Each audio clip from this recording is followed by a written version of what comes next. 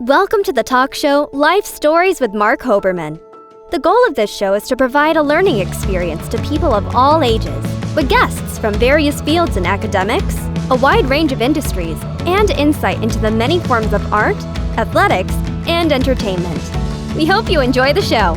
Actor Roman Thomson joins us today to talk about his acting career. Roman will also be talking about his new projects on Netflix and other streaming networks. Roman Thomson, welcome to Life Stories with Marc Hoberman. Thanks so much for having me, Mark. It's a pleasure to be here. I was watching your episode yesterday with Hercules. I got big shoes to fill. Hercules. Oh, yeah. He was great. Kevin Sorbo was excellent. Yep. Big show back in the day. Great guest. I'm sure you'll be a great guest too. And since we're talking about actors and acting, Roman, when did you first get the acting bug? It's funny. I was thinking about that. I don't think I've ever really.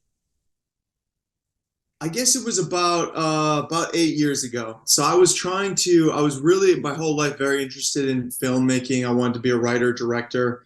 When I got older, I started writing screenplays, devoted all my time to that, and became just obsessed with, my whole life I was obsessed with movies, following directors, had these directors that I really admired, but was never really interested in acting. I even took acting in college and just wasn't really didn't fill me with that passion the way that writing and directing did. But then I directed a feature film that I acted in, and I kind of caught the bug. Around that time I started hanging out with some actors, and I would help them with their auditions. I kind of saw how the whole process of auditioning worked. I thought that was really cool. And then I started doing these Snapchats that were name that movie, because I love movies so much, and a movie quote would come into my mind. I actually still remember the first one I did. It was from Aliens. Oh my gosh, who was that actor that passed away recently? Bill Paxton. Bill Paxton. Yeah. The line is, "We're all gonna die, man." It's a great line. And I remember, I don't know why that came to me, but I made a Snapchat of it, and I was name that movie. So I would do these really random quotes from movies, and kind of obscure quotes, and then people would, movie friends of mine would write back. And so I kind of was oh, I like this acting thing. And so I moved to LA, and I've just been doing the whole just very recently I started doing the whole kind of auditioning thing, and thank God it's been going great. I've been getting a lot of traction. I tried so long and so hard to be a writer director, and never really clicked the way that acting is. Things have been happening so quickly for me. In my first year, I've been on a national commercial, and which is playing on TV right now, which is kind of cool, but would have been a lot cooler 15 years ago when people actually watched TV. But it's great. And then I'm also in. I booked a movie that's going to be coming out on Netflix, God willing, later this year. It's going to be playing theatrically in Africa this summer. Kind of a crazy story, actually. So I booked this role, and I go meet up with the producer. It films in Africa, which is a really cool opportunity. And I meet up with the producer to sign all the paperwork, and he kind of starts telling me about this project. And it's all A-list actors from the Nigerian film industry, top director, all these award-winning, everybody's got the blue check mark on Instagram. So I kind of feel it's a reverse version of that guy that was in Captain Phillips with Tom Hanks. Mm-hmm. Just kind of an unknown African actor gets dropped into this big movie with these big stars. It's kind of like that. I was just coming in, working with these legends of the Nigerian film industry, which was pretty wild, crazy experience, great opportunity. I often say that my viewers often know the glory but not the story. So acting is an art form, and it's also a career that requires tremendous perseverance. So what struggles have you experienced in your career? That's an interesting question as well. I would say in the struggles of, the acting is the main thing, which is what you hear everybody say, is just getting over rejection and getting comfortable with rejection. And the job is really auditioning, and, you audition for dozens of things a week, and you get sometimes none of them, or, you get the call back and it's not for the one you wanted. But at the same time, you don't know which little thing is going to lead to a bigger thing, like this little project I did for free web series, did it for gas money. And that ended up being the thing that got me the Netflix thing, because the producer and the director really liked the clip that I had from that on my casting profile. So and then that one led to another one, which is like a horror movie that I was in, where I played the bad guy, which was a really fun role, and that's going to be on Tubi. So you just like, you're kind of like laying bricks. But as far as your question, what kind of setbacks? Like I said, it's been really smooth sailing ever since I started acting. And I appreciate that it's the film industry is so tough, and I struggled for so long with writing and directing and trying to produce. And you pour your heart and soul into a script for like a year or two, and then you show it to a producer and they're like, oh, this is cool, I'm gonna go try to raise some money. And then time goes by and they don't raise the money, and you're trying to get like $2 or $3 million to make a movie. It's not an easy thing to do. So compared to that, like rejection and not getting the part is like, it's a lot more tolerable than spending 2 or 3 years at something and having it go nowhere. So the film industry is tough, that's for sure. Yeah, definitely. And some films, people always think that someone has an idea, they write it, they say, let's do it. And 6 months later, it comes out. I've seen movies that like were in the making for years. And even something like Titanic, he ran out of money, I think 6 months into it, James Cameron. So it's not as, there's a lot of glamour, but I always say they always know the glory and not the story, because there's a lot of hard work, a lot of bumps in the road. I've interviewed a lot of actors, a lot of people in the entertainment industry. Do you have any interesting audition stories? Because I've heard some pretty wild ones that people really need to hear if they want to go into this business. Right. Yeah, nowadays it's so much like tape based, which is really cool, because you can like do it until you get it to a point where you're happy, and then you submit the one that you like the best. But I have done a few auditions in person, and there was one time that was kind of funny. I was playing this like medieval knight, and I just prior to that done an audition where I had to do a British accent.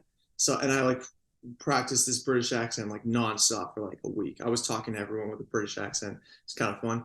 And and people were telling me like I was starting to have it like really down. Like I called my parents on the phone, and they were like, how did you learn how to do that so well? So I go into this night audition for this commercial with this British accent, thinking I'm just like so hot with this British accent, hot shot. And I'm doing the audition. I'm go in like with the British accent the whole time, talking to the casting director with the British accent. And she's like, yeah, you don't have to talk with that accent when we're not doing the acting. And I was like, okay, never mind. That's okay. But you own that role. That's funny. Yeah. Yeah. So a lot of work. I mean, I remember so many actors are my favorites. Al Pacino in the movie where he was blind. I can't think of the name now. It's one of my favorite movies, Scent of a Woman.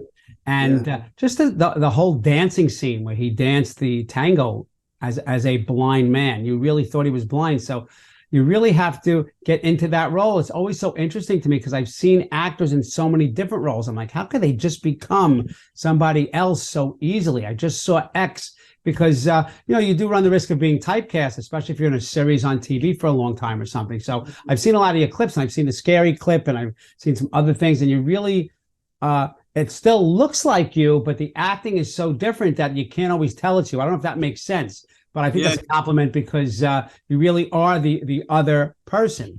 But I want to talk about the writing and the filmmaking aspect of it. Is this something you want to revisit in the future? 100%. Yeah, like I've got these stories I got to tell, and feel like the timing is right for a lot of them as well. Like one of them kind of deals with like identity and masculinity, toxic masculinity, like what makes a man. It's kind of about like my upbringing was kind of strange. Like I grew up in like a really blue collar kind of place where like drinking and fighting was like, that was like the thing. If you were like good at fighting, that was like being like the quarterback in like one of these American TV shows. So So that was just a really strange environment to be a young man and have like all your hormones changing and testosterone coming in, like, and then you just like have these yeah. So anyway, that's kind of an interesting script written, kind of written in the style of like Kids by Larry Clark, or Alpha Dog, directed by Nick Cassavetes. And I just love those like grimy teenager type movies. So there's that one, and then there's this horror film about the native residential school system, which was basically like concentration camps for children. And then and this guy who's like dealing with these ghosts from the past, like figuratively his own memories that he's repressing that are coming alive as ghosts, through this haunted house. So really cool script as well. And but I think that right now, like the immediate gratification of just being able to work, get an audition, tape it, send it in, get it, not get it, book it, act in it, do my little part in the bigger picture is it's just teaching me so much about the industry. And it's opening potentially a lot of doors to revisit the writing and directing down the road when I'm a little more, now that I'm becoming a little more established in the industry, thank God. So and then I've got all these others, I got this pilot that's like a sci-fi type thing that is sort of like to do with the whole world we're living in, that's like meta universe type stuff that's coming up, and kind of fun. And it's just it's cool. But I'm just so grateful. I'm so grateful that I get to do this, and this is my job. And like you, I'm an elementary school, I'm a middle school teacher, part time, but getting busy enough at acting that I'm going to be able to just act from now on, which is great. And life is good. I'm just very grateful to God and to my life. And my wife is incredible. She's very supportive. And yeah, life is good. So I don't know if that answers your question about directing, but I just want to express gratitude because I feel really grateful to be here on this podcast with you and talking about movies. It's really nice. Thank you. Oh, my pleasure. And yeah, it did answer my question, because it's all about passion and drive and perseverance. And you mentioned, I've written several books, and as you said, I was a teacher, retired about 5 years ago to expand the show and other things that I'm doing. But my books were all nonfiction. The lead one, which was an Amazon bestseller about 5 or 6 years ago, was a memoir. I am always amazed at people who write fiction, people who write. Now, I know you draw from your background, but where does that come from? Because I think that takes such a different level of creativity to write something that's from your brain. I think that it's just, I'm interested in hearing more about your memoir, by the way, but I think that creative writing is, it's just one of those things where you have like a premise. I wanted to write a horror film. And so I had heard this kind of like spooky story that somebody told me from real life one time. And then so you have this little like nugget, and you're like, okay, I need to expand this. So you start thinking about like, what are the principles of horror? Well, horror is always based on some kind of, there's always something to ground it, some kind of like something that could be supernatural from the real world. So often it's like religion, like Christianity often is kind of presented in a spooky way, or like,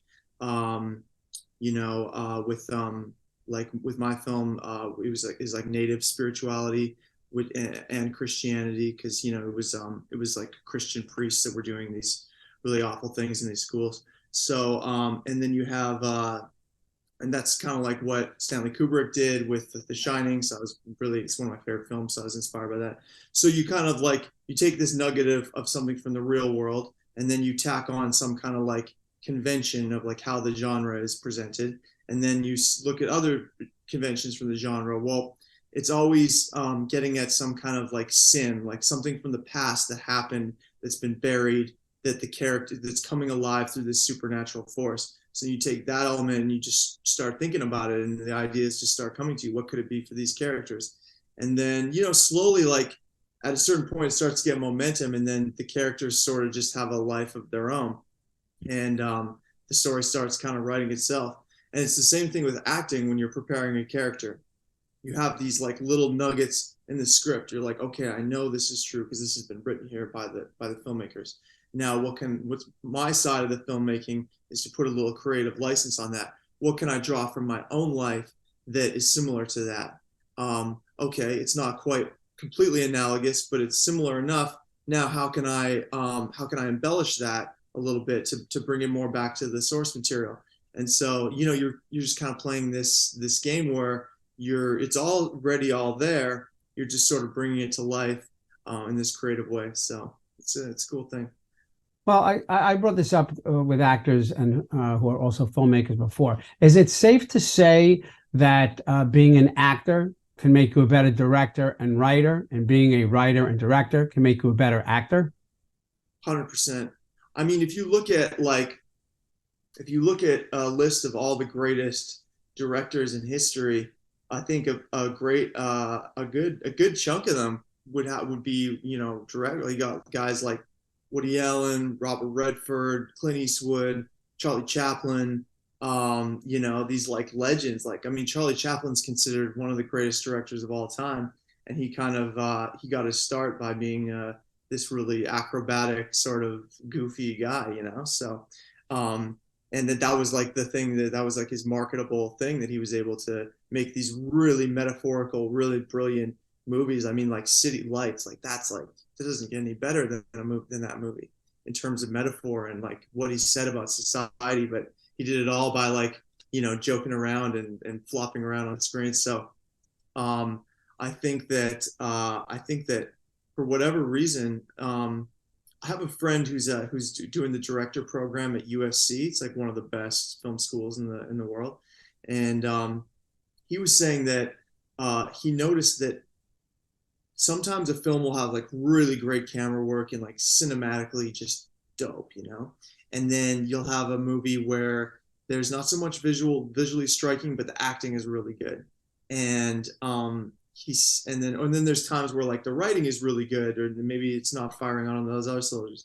He said that the consensus in his school is that the acting is the most important, and when you get a film with good actors, it just elevates it. So for whatever reason, I guess that's kind of the soul of the filmmaking process is on the shoulders of the actors. So I think that with all humility, I think that that's kind of where you're going to get your best training as as a director, is by learning that craft. Right. Well, that's so true, because I had director Armand Mastriani on the show, and he has a tremendous respect for actors and their craft and how hard it is to hone it. And that relationship with the whole team in a movie, the people doing the lights, the writers, the directors, the producers, all that, he really has to gel. So I like the term, some things aren't firing on all cylinders. It takes those magical movies that have every single category, that box checked off. Right. Yeah. Earlier, you mentioned something about young people and teens. So I'm just wondering what advice you would give to young people who are interested in a career in entertainment. That's a cool question. Well, I think that the main thing is just to practice makes perfect, obviously, right? And especially with this world where we have so much access to, you see amazing feature films nowadays shot on cell phones, like like that film by Sean Baker, Tangerine. I don't know if you saw it, but he filmed it on like an iPhone 5 or something, and it looks incredible, and it's an incredible story, and that like really just amazing movie. And so nowadays there's no excuse not to be doing stuff all the time, and you have all these different websites that make it accessible to break into the industry, all the different casting breakdown websites. So anyone who wants to do it has all the tools and just has to kind of get started with it. I think that on a more philosophical level, my advice to young people just in general would be to try to try to unplug a little bit, and we're so addicted to screens these days. Like I'm Jewish. I'm really lucky. There's one day of the week where I'm not allowed to be on any kind of screens. I'm not allowed to drive. All I can do is like walk around and visit people and have cool conversations. So that's a really healthy thing that I'm very grateful for, and I would recommend everyone out there make a little time to cut out the screens for sure. Yeah, I love the unplug concept. Great advice. Roman, how can people find out more about you? Well, you can follow me on Instagram. My handle is Insta Downtown. But my manager told me I need to change that to something more relevant to my real name. So I'm not sure how long it'll be that. But if you're listening recently, that's it. And then yeah, you can see all the new. I keep everybody updated on my projects that I'm working on and are coming out. And let's see here. I'm in some really cool stuff coming up. I'm working with a really talented filmmaker named Ramon Charles. He's making a movie about the LA riots and the Watts riots, and it's kind of jumps back and forth in between time. So keep your eyes out for that one. And also, I think that's Instagram's probably the best way to stay in touch. And that's great. I think it's great that you're so busy and that you're really able to follow your passion and your dream. I think it's wonderful. So in closing, Roman Thomson, thank you for joining us today and sharing your journey as an actor. To the viewers, don't forget to watch us on E360 TV, available on Wednesday nights at 9 p.m. Eastern Standard Time, available on Roku and Apple TV and Amazon Fire. Remember to follow us on social media. Life Stories with Marc Hoberman is on Facebook, Twitter, Instagram, TikTok, and of course our YouTube channel. Roman Thomson, thank you so much. Continued success. Thank you. Thank you, Mark. Thank you for watching Life Stories with Marc Hoberman. To contact Marc, email him at info@lifestorieswithmarchoberman.com or visit him on social media through Facebook, Twitter, Instagram, TikTok, and LinkedIn. Thank you for watching Life Stories with Marc Hoberman.